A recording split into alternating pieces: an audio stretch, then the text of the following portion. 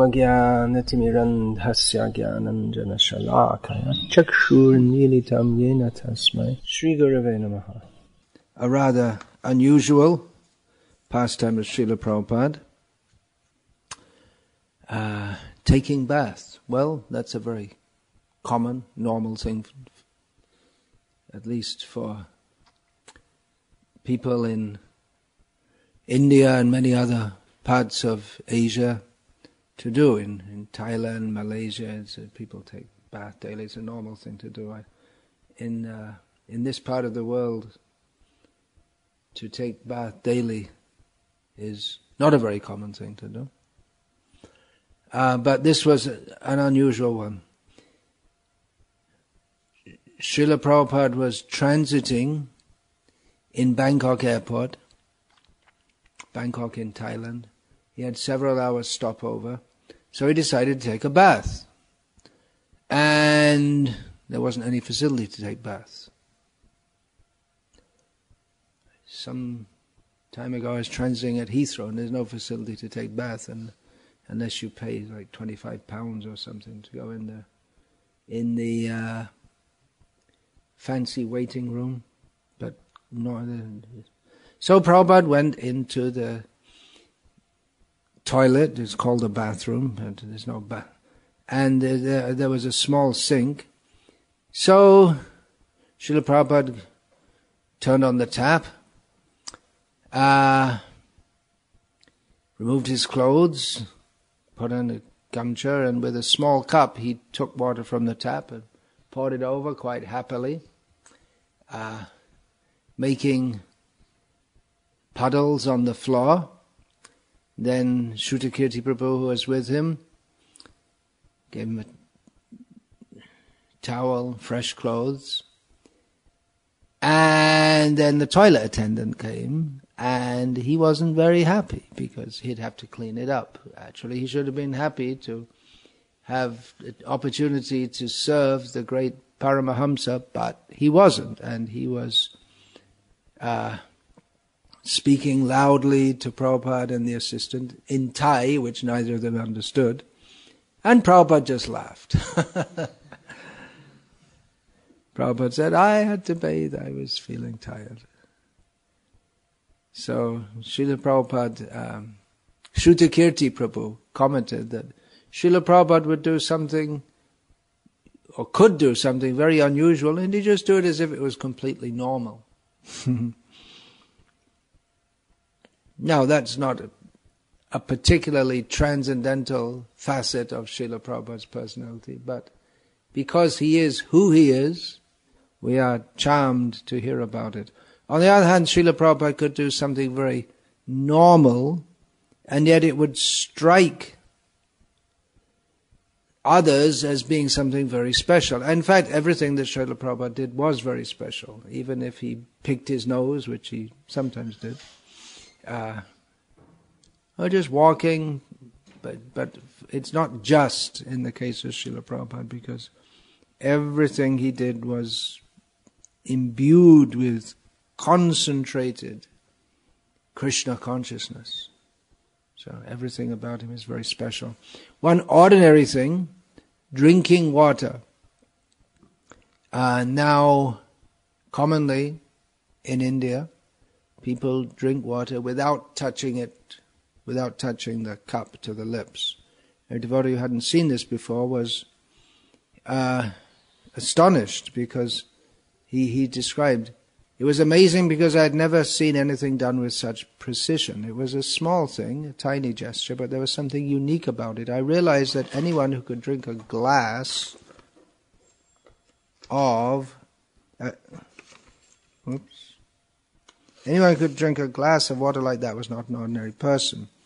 Most people do ordinary things carelessly without thinking about them, yet somehow or other he always acted with full deliberation. It was, I guess, just a side effect of being Krishna conscious. And actually, even ordinary things like drinking, Srila Prabhupada would do it in such an aristocratic way. Clearly he was a person above the ordinary. Even if you don't know anything about Krishna consciousness, his mannerisms and everything he did was of a superior class of being.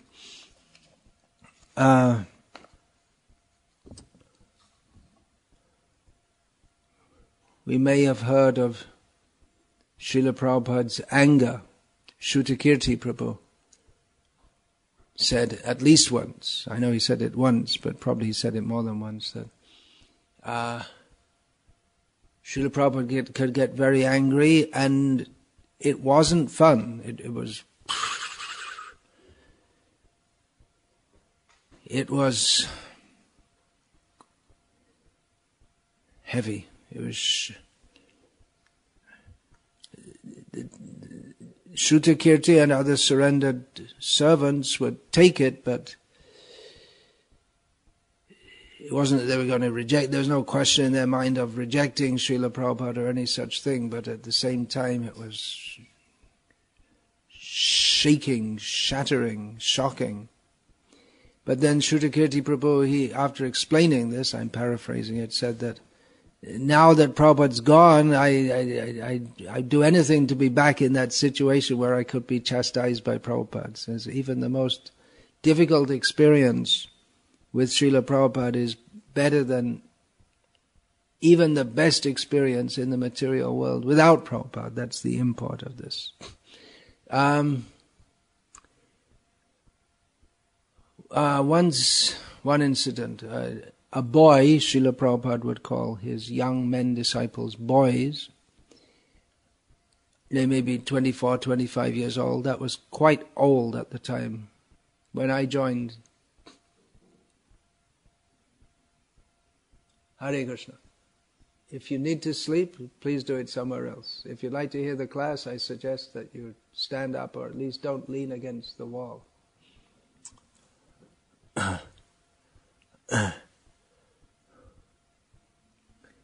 When I joined the movement, most of the devotees were 20, 21, 22, something like that. So, in India,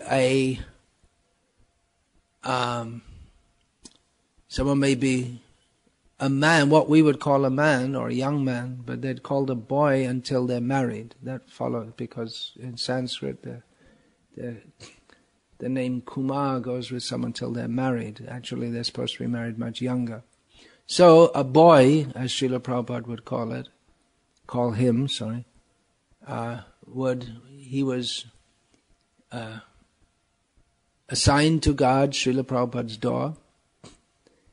Otherwise, anyone can wander in, with so many people around, anyone can wander in at any time, and Srila Prabhupada had many important things to do, writing especially, and then administering his movement. And he also wanted some time to be alone for chanting and so many things. So there was a guard on his door, and Srila Prabhupada rang his bell, which is to call the guard, but the guard didn't come.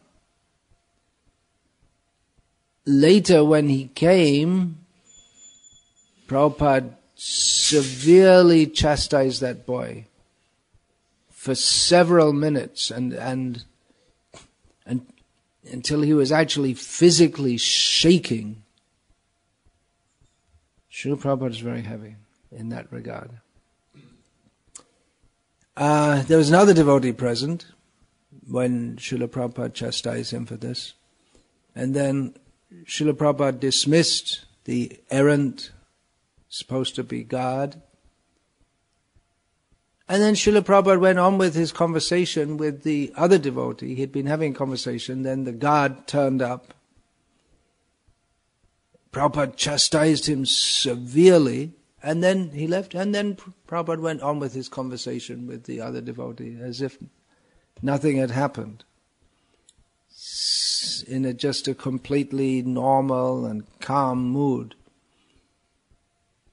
So, that devotee noted, the devotee who was with him noted that anger of Srila Prabhupada, it was real anger, but he wasn't overcome by the anger. That was actually for the rectification of the disciple, rather than any common person. When they get angry, they just lose control. But Srila Prabhupada, he didn't lose control. He was completely in control of his mind, intelligence and senses. Harinama Das, this is from the book Srila Prabhupada and His Disciples in Germany, noted how Srila Prabhupada was expert in personal dealings. He relates that he traveled to various places where Srila Prabhupada was present. He's from Germany. He went to London, Paris and Stockholm. And he said that I had opportunities to be with him, with Srila Prabhupada, in many circumstances. Morning walks, lectures, room conversations and public engagements. One thing that made a strong impression on me was Prabhupada's ability to adapt himself quickly and perfectly to a particular kind of person or audience. To me it seemed mystical how he knew almost immediately where a person was at. On several occasions he sensed right from the beginning where a conversation was leading and would answer questions even before they had been asked. Thus it happened that some of his guests would naturally stop questioning after a while and just listen, which is what you're supposed to do. Well, questioning is all right, but not that one comes in the presence of a spiritually advanced person and then you start talking and telling him what you want him to hear. Rather, we should listen to what he has to hear. So they would just listen because they could see that Prabhupada was on their wavelength, addressing exactly the problems on their minds. Another thing that impressed me was that Prabhupada sometimes gave such simple answers that you became completely dumbfounded. You would ask yourself, why didn't I think of that myself? It's so clear. I actually burst into laughter once because Prabhupada's answer was so self-evident.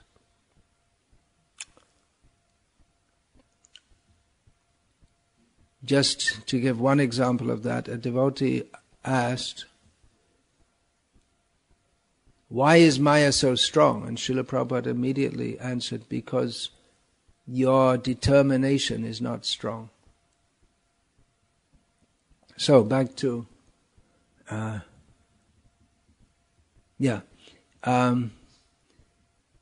Prabhupada was expert also in dealing with audiences, going out in the public and lecturing. It's not that everyone's submissive like the disciples. Once in Australia, actually, Srila Prabhupada had to be taken from the meeting because it was becoming violent. There was a group of students who considered themselves to be Marxists, and they would hardly let Prabhupada lecture. You can see there's a video recording of that in which they're heckling Prabhupada, and they're actually extremely offensive. And eventually the devotees just took Prabhupada from there because it seemed like they were going to... Actually, there was some violence because one devotee took someone out the back and beat him up.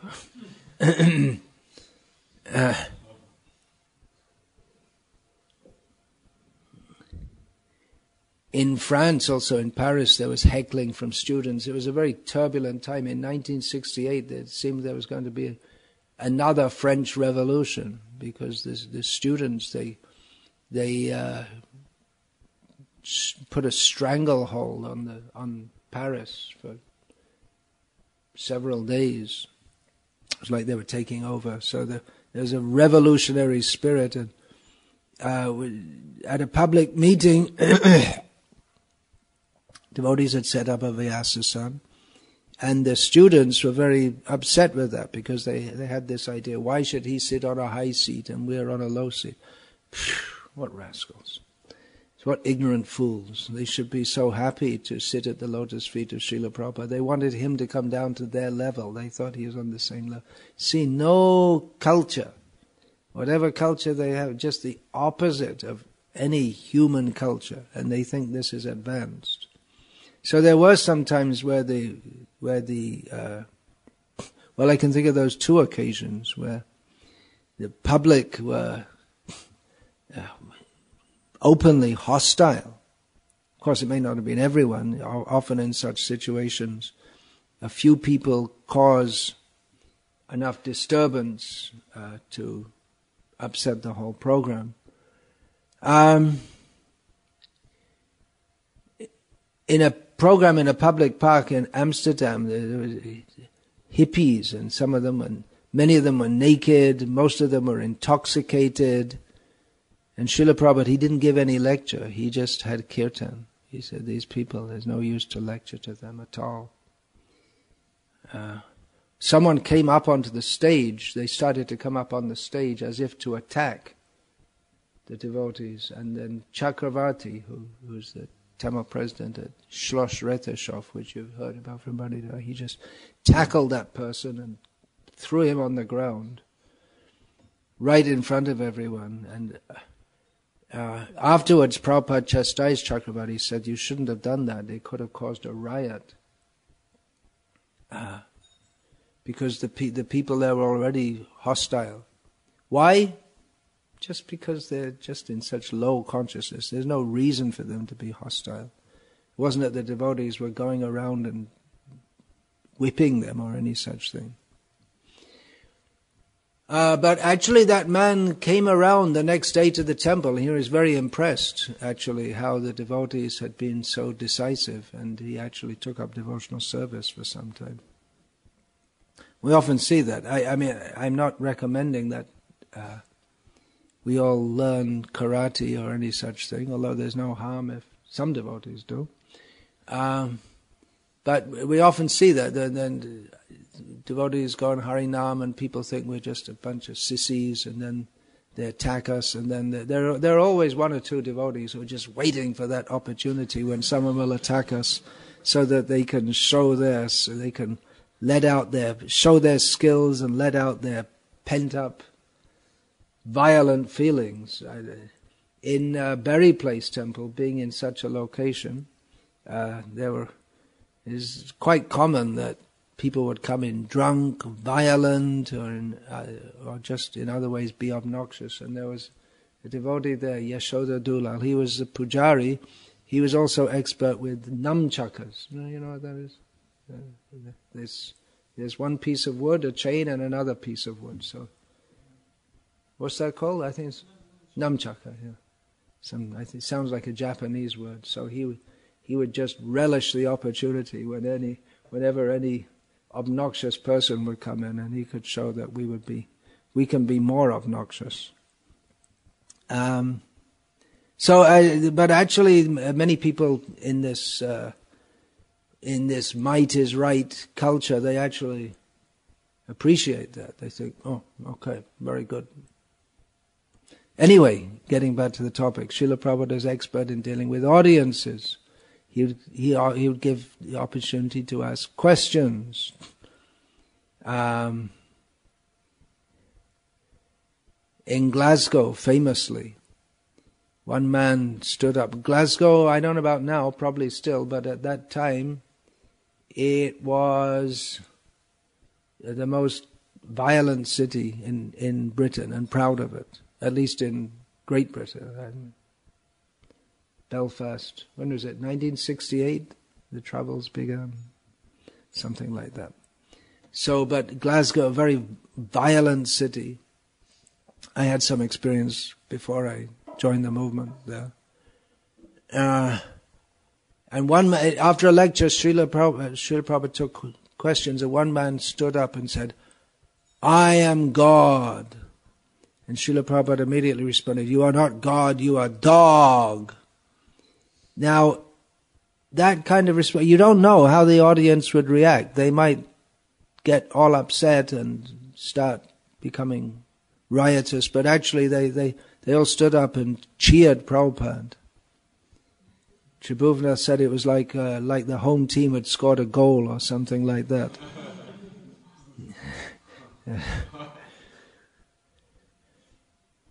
Another time in London, one man stood up and said, "Hey Swamiji, you said if we're not careful in the next life we'll become a dog. But I would want to tell you that I don't mind if I become a dog in my next life." And Prabhupada said, "You have my blessings." And the man sat down. There are all different ways in which Prabhupada responded. There was one, I believe it was in Mauritius. It often happens with among Indian audiences especially, that you ask for questions, and in the name of asking a question, someone gives a speech. And they go on and on and on and on. And Prabhupada let him, and he went on and on and on. And then Prabhupada said at one point, "Have you finished?" No. He went on and on further. And then again Prabhupada asked, "Have you finished?" And the man said, "Yes." And then Prabhupada said, "Okay, so just sit down." And then everyone cheered because he was just talking, this kind of Mayavadi drivel in which Mayavadis have perfected the art, because they have nothing to say, because their whole philosophy comes to nothing anyway. They've perfected the art of, they can talk on and on and on, and at the end of it, you realize there's nothing that they've communicated. It's amazing, actually, how they do it. They talk in such a vague way. I was just listening to a lecture just now. Prabhupada said, this vagueness is rascaldom. So when people go on and on, especially after Srila Prabhupada, every word he says is so clear.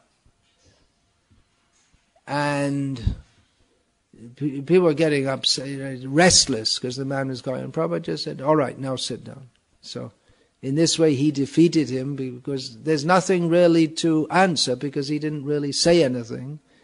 But if Srila Prabhupada had cut him out earlier on, then people would say, no, you should give him a chance to...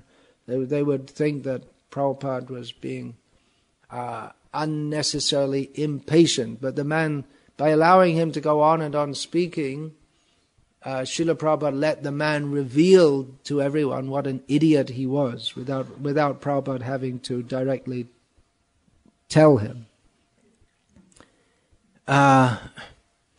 Another famous incident, there was a TV show on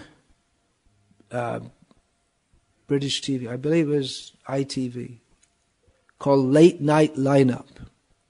It's a typical kind of talk show in which the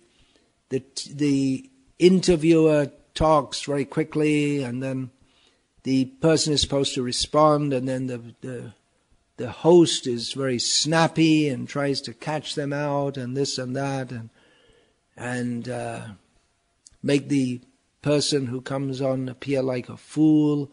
And they often bring in famous people, and then the whole idea is just to make a fool of them on TV in public, and a live show. So Srila Prabhupada in 1969, he was called on this late night lineup, which it was a major preaching opportunity.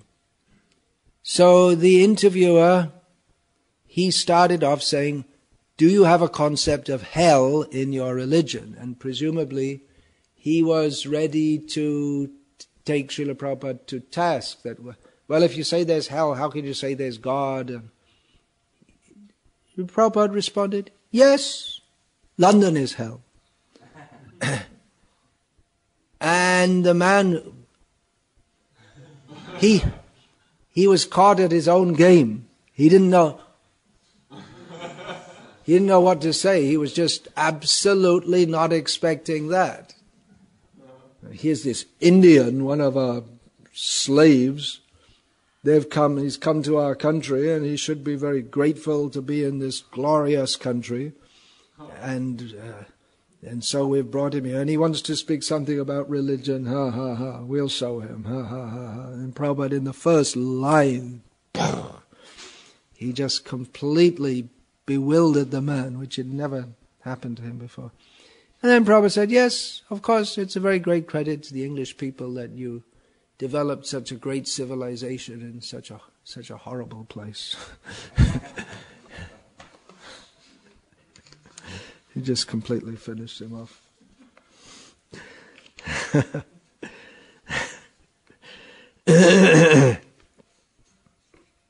There's a similar incident in the Berry Place temple when Krishna Vesha, his young girl at the time, she's an old woman now, obviously. I said to, I met Achyutananda about 2 years ago in Alachua, and I told him that I've met several people in South India who tell me, oh, I remember Achyutananda Swami, he gave such great lectures. They remember him since they were... I said, I meet them, they're all old men, and they must have been young men at the time. And Achyutananda said, yeah, I'm an old man now. I was a young man at the time also. So she asked Srila Prabhupada after a lecture in London, a Bhagavad Gita lecture. She said, is Bhagavad Gita spoken in hell? Strange question. Prabhupada answered that, yes, I'm here, I'm speaking Bhagavad Gita in London.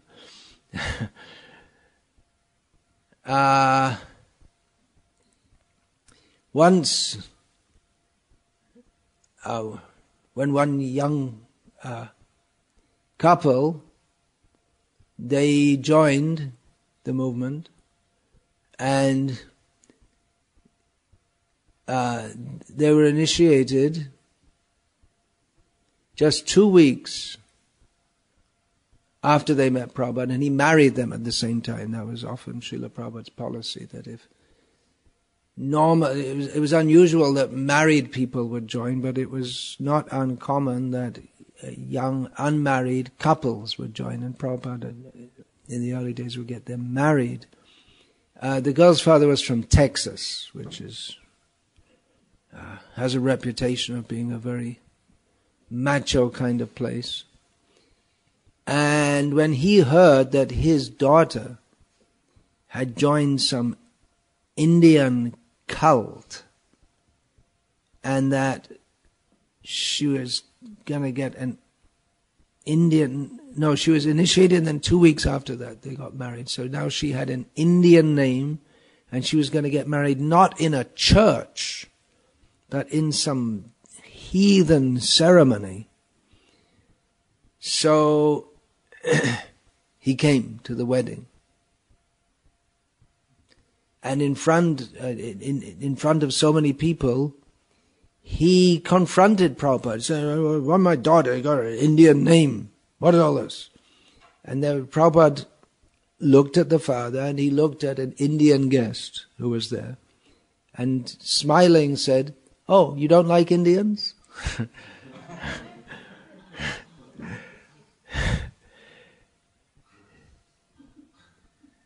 Put him on the spot.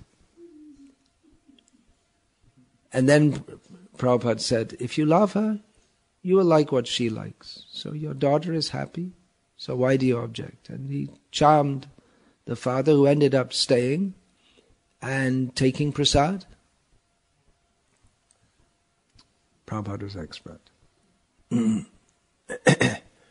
All kinds of situations, especially going to a culture which he was not familiar with, and dealing with people whose mannerisms and thought patterns, what they consider what they good and what they consider bad, it differs in many ways from what Srila Prabhupada was used to. But Srila Prabhupada was expert in dealing with people in all kinds of situations.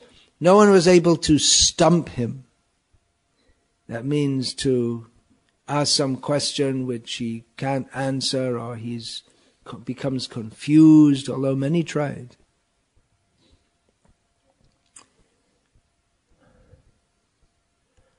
So Srila Prabhupada in so many ways was expert. He was absolutely pure devotee of Krishna. What can be said? What is his appeal? That's this series of talks is called the Attractiveness of Srila Prabhupada. Everything about him was attractive, especially to his disciples, who Krishna, within their hearts, as they became purified, then Krishna gave them the ability to begin to appreciate his great pure devotee.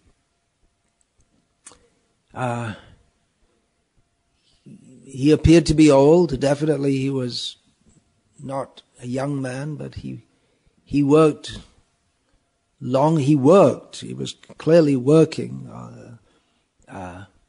He had a mission. He was busy. Yet he always appeared relaxed and as if he had time to do so many things. He would travel constantly and meet people, give lectures, deal with managerial issues, translate his books.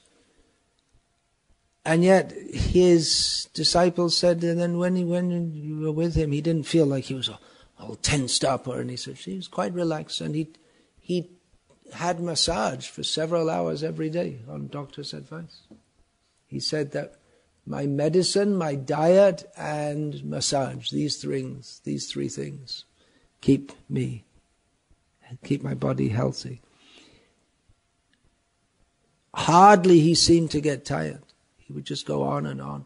His disciples would note, they would travel with him on a long flight, and they would be just totally jet-lagged, and Prabhupada didn't allow them to become jet-lagged. He said, He would go on as if nothing had happened, and he expected his disciples who would travel with him to be like that also, but they weren't able to. He seemed to be in an old body, but youthful in terms of his energy, his spirit, his optimism, his drive.